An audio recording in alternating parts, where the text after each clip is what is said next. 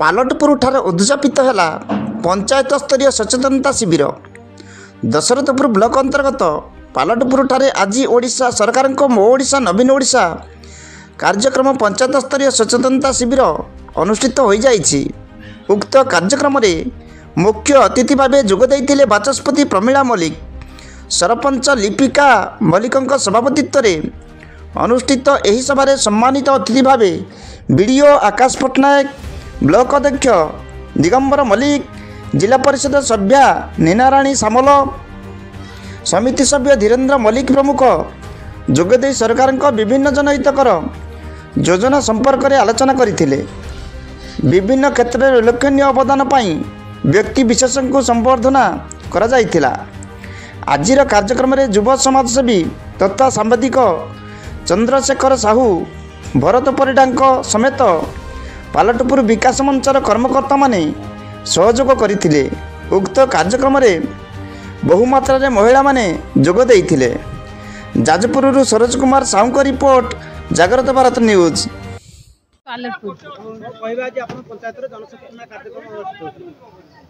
ये जो सचेतनता विषय कार्यक्रम होता आम ओडिशा नवीन ओडिशा विषय आमर मुख्य अतिथि ओडिशार बाचस्पति एवं विधायिका प्रमीला मल्लिक जोग देइथिले एवं बीडीओ भी जोग देइथिले। चेयरमैन आमर 7 नंबर जोन जिला परिषद एवं स्वयं स्वयं गोष्ठीर माँ माने एवं पंचायतवासी माने समस्त जोग देकी कार्यक्रम सफल होइथिले।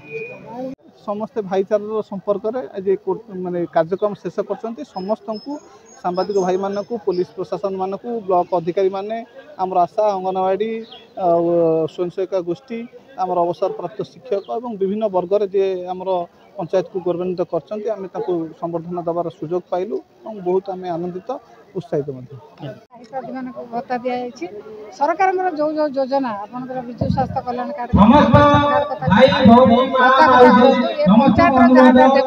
डेवलपमेंट रास्ता घाट कथा पीवा पानी कथा स्कूल कथा समस्त कथा आलोचना कराई। कार्यक्रम समस्त सामिल होती। कार्यक्रम को समस्त ग्रहण कर माननीय मुख्यमंत्री को समस्त प्रकार साहाय्य सहयोग हाथ बढ़े प्रतिश्रुति।